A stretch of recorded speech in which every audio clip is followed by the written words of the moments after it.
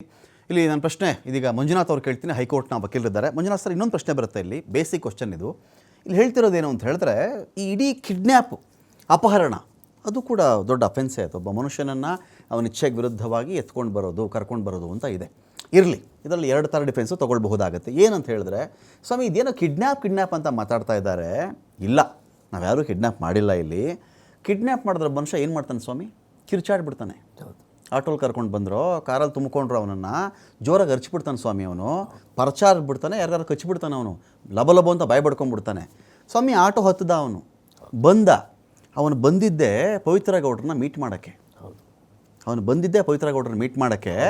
ಅವನು ಏನು ಮಾಡ್ದ ಅಂದರೆ, ಈ ರಘು ಅಂತ ಇದ್ನಲ್ಲ ಸ್ವಾಮಿ, ರಾಘವೇಂದ್ರ, ಅವನು ಗಳಸ್ತೆ ಕಂಠಸ್ತೆ ಪರಿಚಯಸ್ಥರು, ಇಬ್ಬರು ದರ್ಶನ ಅಭಿಮಾನಿಗಳೇ ಅಂತೆ. ನನಗೆ ಈ ವಿಷಯನೇ ಗೊತ್ತಿಲ್ಲ ಸ್ವಾಮಿ. ಪವಿತ್ರ ಗೌಡ ಇವ್ರದ್ದು ಚಾಟಿಂಗ್ ನಡೀತಿತ್ತಂತೆ. ಏನೋ ಮಾತನಾಡಬೇಕು ಬಾ ಅಂತ ಪವಿತ್ರ ಗೌಡ ಕರೆದಿರ್ಬೋದು ಸ್ವಾಮಿ.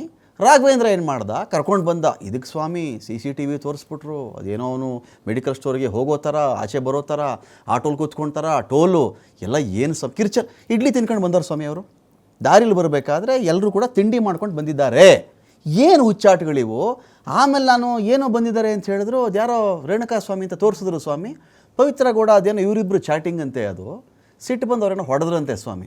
ಹಿಂಗೆ ಯಾಕೋ ಮಾಡಿದ್ಯಾ, ಏನು ಕೆಲಸನೋ ಇದು, ನನ್ನ ಅಭಿಮಾನಿ ಮಾಡೋ ಕೆಲಸ ಏನೋ ಇದು ಅಂತ ಅಲ್ಲೇ ಕೆನ್ನೆ ಮೇಲೆ ಒಂದು ಏಟು ಹಾಕಿ, ಹಿಂದೆ ನಾನು ಸರ್ವರ್ಗೂ ಈ ಥರದೊಂದು ತಮಾಷೆಗೆ ಹೊಡೆದಿದ್ದೆ ಸ್ವಾಮಿ, ಬುದ್ಧಿ ಕಲೀಲಿ ಅಂತ. ಇದರಿಂದ ಸಾಯಿಸೋ ಉದ್ದೇಶ ನೋಡಿ ಸ್ವಾಮಿ, ನಾನೊಬ್ಬ ಲೈಸೆನ್ಸ್ಡ್ ರಿವಾಲ್ವರ್ ಆರ್ ಪಿಸ್ತೂಲ್ ಇಟ್ಕೊಂಡಿರ್ತಕ್ಕಂಥ ವ್ಯಕ್ತಿ. ನಾನು ನನ್ನ ಆತ್ಮರಕ್ಷಣೆಗೆ ಇಟ್ಕೊಂಡಿದ್ದೀನಿ ನಾನು ಅದನ್ನು. ಹಂಗೆ ನಾನು ಸಾಯಿಸಬೇಕು ಅಂತಿದ್ರೆ, ಇದು ಯಾವುದೋ ಬೆಲ್ಟು, ದೊಣ್ಣೆ, ರಾಡು ಕತೆ ಹೇಳ್ತಾರೆ ಇವರು. ನಾನು ಆ ಥರ ಮನಸ್ಸು ಮಾಡಿದ್ದಿದ್ರೆ ರಿವಾಲ್ವರ ಸುಟ್ಬಿಡ್ತಿದ್ದೆ ಸ್ವಾಮಿ ಅವನ್ನ, ನನ್ನ ಮೇಲೆ ಹೊಡೆದ ಅಂತ. ನಾನು ಹಿಂಗೆಲ್ಲ ಸಾಯಿಸಬೇಕಾಗಿತ್ತ ಸ್ವಾಮಿ. He may take that defence. First of all ಏನು ಪ್ರೂವ್ ಮಾಡ್ತಿರೋದು, ಕಿಡ್ನ್ಯಾಪ್ಗೂ ನನಗೂ ಸಂಬಂಧ ಇಲ್ಲ ಅಂತ. ನಿಮ್ಮ ಇದು ಸರ್ ವರ್ಷನ್ ಇದಕ್ಕೆ ನೋಡಿ. ಈ ಕೇಸಲ್ಲಿ ಏನಾಗಿದೆ ಅಂತ ಹೇಳಿದ್ರೆ, ಒಂದು ಚೈನ್ ಇದೆ. ಒಂದು ಕರೆಕ್ಟ್ ಮೊದಲನೇ ಆಪಾದನೆ ಇವು ಆರೋಪಿಗಳ ಮೇಲೆ ಇರುವಂಥದ್ದು A1 ಇಂದ 17ವರೆಗೂ ಇದೆ ಸರ್. ಎಲ್ಲರ ಮೇಲೂ ಇರುವಂಥ ಒಂದು, ಇಲ್ಲೇನಂದ್ರೆ ಯಾರ ಮೇಲೆ ಬೇರೆ ಬೇರೆ ಅಂತ ಇಲ್ಲ, ಎಲ್ಲರ ಮೇಲೂ ಕಾಮನ್ ಕ್ರೈಮ್ ಅನ್ನ ಅವ್ರ ಮೇಲೆ ಹಾಕಿದ್ದಾರೆ. ಮೊದಲನೇದು ಕಿಡ್ನ್ಯಾಪ್, ಅಪಹರಣ. ಕರೆಕ್ಟ್. ಅಲ್ಲಿಂದ ಶುರುವಾಗುತ್ತೆ ಈ ದೃಶ್ಯ, ಈ ಒಂದು ಸ್ಟೋರಿ, ಪ್ರಾಸಿಕ್ಯೂಷನ್ ಸ್ಟೋರಿ. ಪ್ರಾಸಿಕ್ಯೂಷನ್ ಇದೇ ತರ ಸ್ಟೋರಿಯನ್ನು ಡೆವಲಪ್ ಮಾಡ್ಬೇಕು ಇವಾಗ. ಹೇಗೆ ಅಂದ್ರೆ, ಮೊದಲು ಕಿಡ್ನಾಪ್ ಮಾಡಿದ್ರು, ಆಮೇಲೆ ಅಸಾಲ್ಟ್ ಮಾಡಿದ್ರು, ಆಮೇಲೆ ಕೊಲೆ ಮಾಡಿದ್ರು, ಆಮೇಲೆ ಬಾಡಿಯನ್ನ ಬೇರೆ ಕಡೆ ತೆಗೆದುಕೊಂಡು ಸಾಕ್ಷ್ಯ ನಾಶವನ್ನ ಮಾಡಿದ್ರು. ಇದಿಷ್ಟು ಈ ಎಪಿಸೋಡ್ ಪೂರ್ತಿ ಏನಿದೆ, ಇದು this is the theory of prosecution.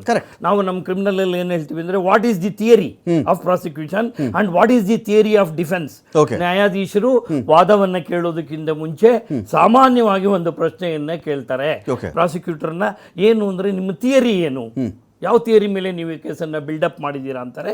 ಅದೇ ತರ ಆರೋಪಿ ಪರ ವಕೀಲರು ವಾದ ಮಾಡುವಾಗ ಕೇಳ್ತಾರೆ, ವಕೀಲರೇ ನಿಮ್ಮ ಥಿಯರಿ ಏನು, ಅದನ್ನೊಂದು ಮಾತು ಹೇಳ್ಬಿಡಿ ಥಿಯರಿನ, ಆಮೇಲೆ ನೀವು ವಾದ ಮುಂದುವರಿಸಿ ನಾನು ಕೇಳ್ತೀನಿ ಅಂತ.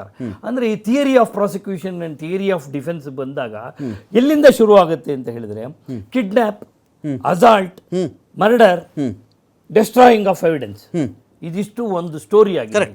ಇದನ್ನ ಅನುಕ್ರಮಣಿಕೆ, ಇದನ್ನ ಇಷ್ಟನ್ನು ಪ್ರಾಸಿಕ್ಯೂಷನ್ ಪ್ರೂವ್ ಮಾಡಬೇಕು. ನಾವೇನು ಇತ್ತೀಚೆಗೆ ನಮಗೆ ಗಮನಕ್ಕೆ ಬಂದಿರುವಂಥದ್ದು, ನಾವು ಮಾಧ್ಯಮಗಳಲ್ಲಿ ನೋಡಿರುವಂಥದ್ದು ಅಥವಾ ಪ್ರಾಸಿಕ್ಯೂಷನ್ ಪತ್ರಿಕೆಗಳಲ್ಲಿ ಓದಿರುವಂಥದ್ದು, ಇದೆಲ್ಲ ಬಂದಾಗ ನಮಗೆ ಕಿಡ್ನ್ಯಾಪ್ ಬಗ್ಗೆ ಒಂದು ಅನುಮಾನ ಬರುತ್ತೆ. ಆತ ತನ್ನ ಸ್ವಂತ ಇಚ್ಛೆಯಿಂದ ಬಂದಿದ್ದಾನೆ ಅಂತ ಅನ್ಸುತ್ತೆ ಇವ್ರ ಜೊತೆ. ಕರೆಕ್ಟ್. ಗುರುತು ಇಲ್ಲದೆ ಇರೋ ವ್ಯಕ್ತಿಗಳ ಜೊತೆ ಬರಲ್ಲ ಸ್ವಾಮಿ. CCTVಲಿ ಒಬ್ಬ ಮನುಷ್ಯ ಸುಮ್ಮನೆ ನಡ್ಕೊಂಡು ಹೋಗೋದನ್ನ ನೋಡಿದ್ರು ಭಯಾನಕವಾಗಿ ಏನೋ ಮಾಡಕ್ ಹೋಗ್ತೀನಿ ಅಂತಾನೆ ಕಾಣಿಸುತ್ತೆ ಸ್ವಾಮಿ. ಅದು ಹಾಗಲ್ಲ. ಇದು ಆತ ಒಬ್ಬ ಪುರುಷ ಸ್ವಇಚ್ಛೆಯಿಂದ ಬಂದ, ಅವನು ಸ್ವಂತ ಇಚ್ಛೆಯಿಂದ ಬಂದಿದ್ದಾನೆ. ಅವನ ಉದ್ದೇಶ ಏನಿತ್ತು ಇವತ್ತು ಹೇಳೋಕೆ ಅವನಿಲ್ಲ, ಅವನು ಬಂದಿದ್ದಾನೆ. ಆದ್ರಿಂದ ಅವನಿಗೆ ಕೂಕೊಳ್ಳುವಂತಹ ಒಂದು ಅವಕಾಶ ಇತ್ತು. ಅದು ಅವನದೇ ಊರಾಗಿತ್ತು, ಅವನಿಗಲ್ಲಿ ರಕ್ಷಣೆ ಇತ್ತು.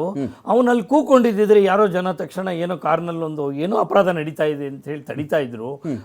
ಅದೆಲ್ಲ ಏನೂ ಆಗದೆ ಸಮಾಧಾನವಾಗಿ ಶಾಂತವಾಗಿ ಅವನು ಅಲ್ಲಿಂದ ಬೆಂಗಳೂರಿನವರೆಗೂ ಪ್ರಯಾಣ ಮಾಡ್ತಾನೆ, ಯಾವುದೂ ತೊಂದರೆ ಇಲ್ಲದೆ. ಮತ್ತೆ ನೀವು ಹೇಳಿದಾಗೆ ಹೋಟೆಲಲ್ಲಿ ತಿಂಡಿ ತಿಂತಾನೆ ಅಂತೆಲ್ಲ ಹೇಳ್ತಾರೆ. ಅಪರಾಧಿತ ವ್ಯಕ್ತಿ ಯಾರು ಅಪಹರಣವಾಗಿರ್ತಾನೆ, ಅಪಹರಣವಾಗಿರುವಂತ ವ್ಯಕ್ತಿ ಅಷ್ಟು ಸುಲಭವಾಗಿ ಸ್ವಾತಂತ್ರ್ಯವಾಗಿ ಓಡಾಡೋದಕ್ಕೆ ಸಾಧ್ಯ ಇಲ್ಲ. ಆದ್ರೆ ಇದನ್ನೆಲ್ಲ ನೋಡೋದು, ಎಲ್ಲಿಯೂ ಸಹ ಅವನನ್ನ ಕೈ ಕಾಲು ಕಟ್ಟಿದ್ರು, ಅವನ ಬಾಯಿಗೆ ಬಟ್ಟೆ ಕಟ್ಟಿ ಕರ್ಕೊಂಡು ಬಂದ್ರು ಅನ್ನುವಂತ ಆಪಾದನೆ ಪ್ರಾಸಿಕ್ಯೂಷನ್ ಇಲ್ಲ. Okay, correct. ಶೆಡ್ಡಿನವರೆಗೂ ಅವನು ಬರ್ತಾನೆ. ಮನೆಗೆ ಬಂದಿದ್ದಂತೆ ಸರ್, ಇಲ್ಲಿ ಬೇಡ ನಡಿರೋ ಶೆಡ್ ಹತ್ರ ಅಂತ ಹೇಳಿದ್ದಾರೆ ಅಂತ ಇವರು ಒಂದು ವಾದ. ನೇರವಾಗಿ ಬರ್ತಾನೆ. ಅಲ್ಲಿಗೆ ಬಂದಾಗ ಅದು ಕಿಡ್ನಾಪ್ ಆಗಲ್ಲ. ಒಬ್ಬ ವ್ಯಕ್ತಿಯ ಇಚ್ಛೆಗೆ ವಿರುದ್ಧವಾಗಿ ಒಬ್ಬ ವ್ಯಕ್ತಿಯನ್ನ ಒಂದು ಸ್ಥಳದಿಂದ ಮತ್ತೊಂದು ಸ್ಥಳಕ್ಕೆ ಬಲವಂತವಾಗಿ ಸಾಗಿಸಲ್ಪಟ್ಟರೆ ಮಾತ್ರ that is called kidnap. Okay, ಇಲ್ಲಿ ಕಿಡ್ನಾಪೇ ಪ್ರೂವ್ ಆಗಲ್ಲ. ಓಕೆ, ಈ ಪಾಯಿಂಟ್ಸ್ ಮೇಲೆ ಹೋದ್ರೆ ಅಂತ ಹೇಳಿ. ಹೌದು, ಕರೆಕ್ಟ್. ಕಿಡ್ನಾಪ್ ಈಗ ಮೊದಲು ಫಸ್ಟ್ ಥಿಯರಿ ಹೋಯ್ತು.